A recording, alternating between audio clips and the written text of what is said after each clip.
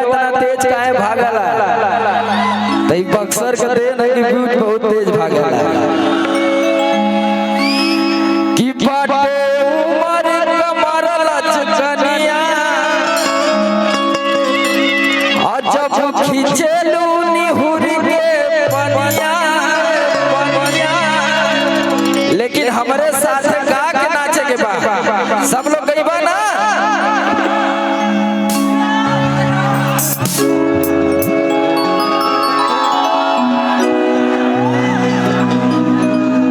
चला भैया की बाटे उमर कमर लचकनिया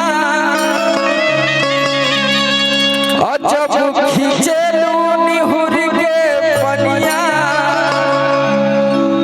का और की जान मारे झुलनी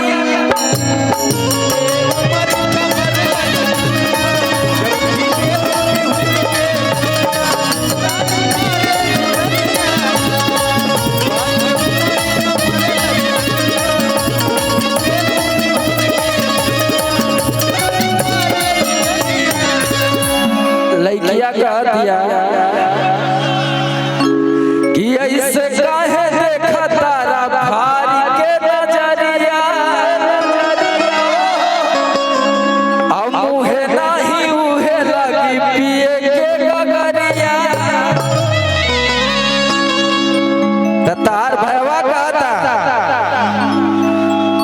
कि बाटे उमर कमर लचकनिया जब खींचेलू निहुरी के जब खींचेलू निहुरी के हो की जान मारे झुलनिया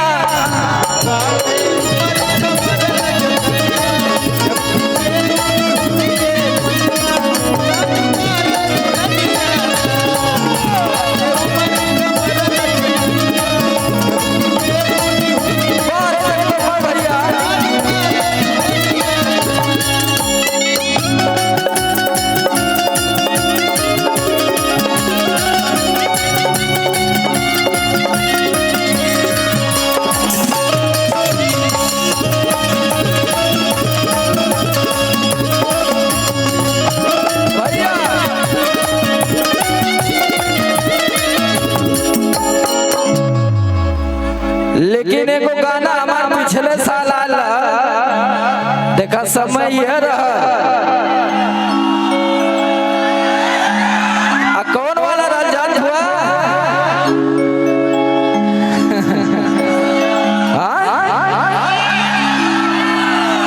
अरे की हाय रे गरमिया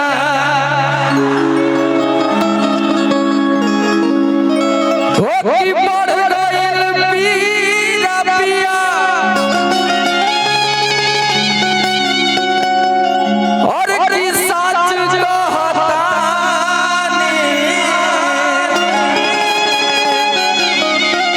छोटू भैया हम लोगों के गार्जियन है छोटू भैया और अभी से नहीं जब हम लोग स्टार्टिंग पीरियड में थे बम्बई में तब से छोटू भैया रहते थे जब हमने के सोचा जाए कि बम्बई कैसे जाया जाए एक बार छोटू भैया के जोरदार हल्ला होते भैया हमारे दबंग ठेकेदार नथुनी यादव भैया कुल पैसा काट के तल्ला बनकर हमको भी पहला बार मुंबई यही बुलाए प्रोग्राम करने के लिए।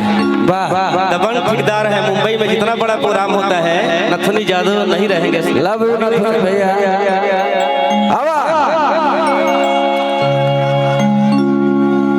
अब महुआ चले था ओकरे बाद थ्रेसर चली फिर ओकरे बाद समारोह चली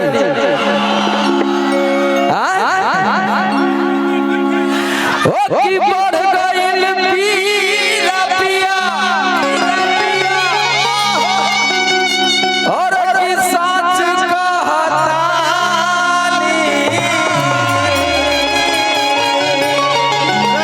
आज या बक्सर के मैदान में इतना धूल उड़ा देवे कि लगे कि चाहिए लगी गर्मी हो जाए ना भैया। इधर वाले सब लोग तैयार हुआ ना, और कि जैसे चूहे महुआ राजा चूहे मोर जवानी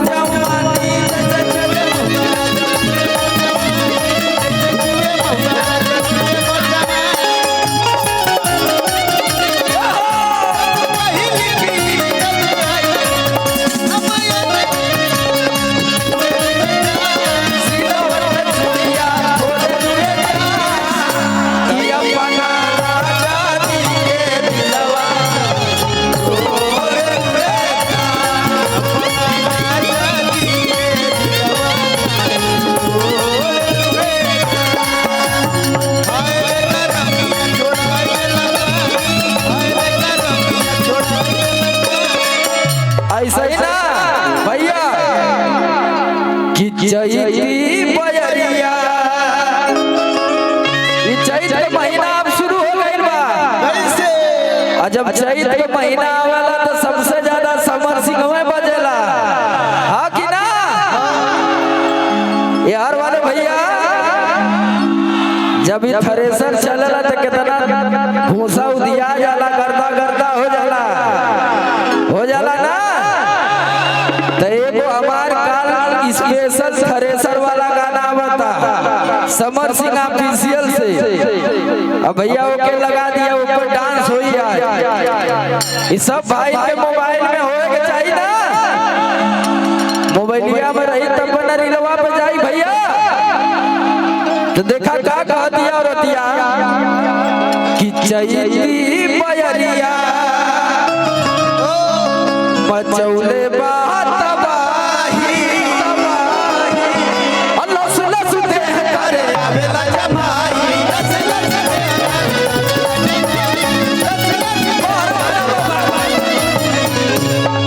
चैती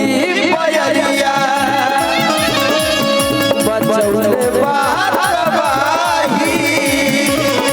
लस लस देह करे आवेला जमाई, लस लस देह करे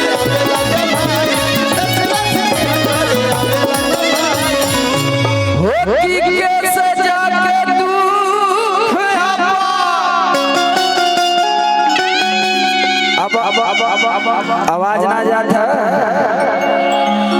चला, तब मोबाइल से बना ला आज लोग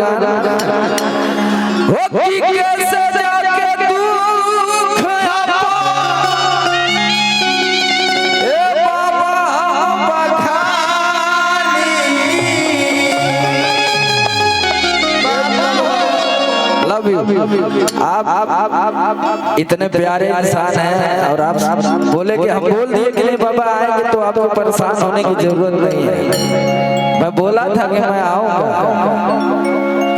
देखा हम झूठ ना बोला, हमके टाइफाइड भर है लेकिन तब वो हम नहीं है। लेकिन काहे बाबा से इतना मोहब्बत बा, हमेशा प्यार देते हैं। मैं बोला कि नहीं बाबा मैं आऊंगा, इतना ही जोश जुनून है सब हमारे नौजवान भाई, ये कहाँ मिली है सबसे, नाना मिली है। देख ला ये सब बलबुआ के बल्लम है,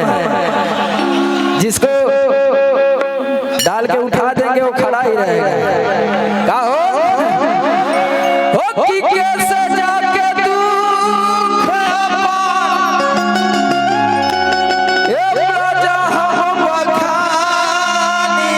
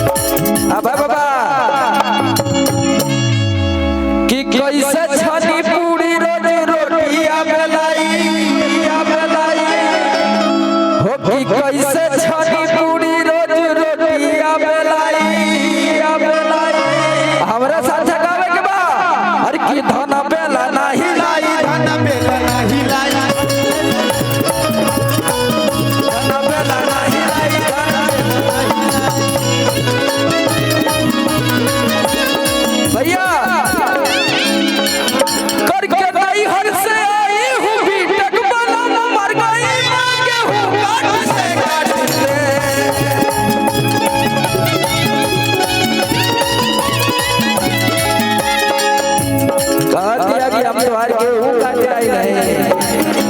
हमके अनपढ़ बुझले हुआ करके भाई हर से आई हूँ बीटेक बलम पर गई मैं गेहूं काटते काटते। बाड़ा बाड़ा बाड़ा आराम से कोनो बात कि हुआ पापा से मेरे भारी मिस्टेक बलम, कि हुआ पापा से मेरे भाई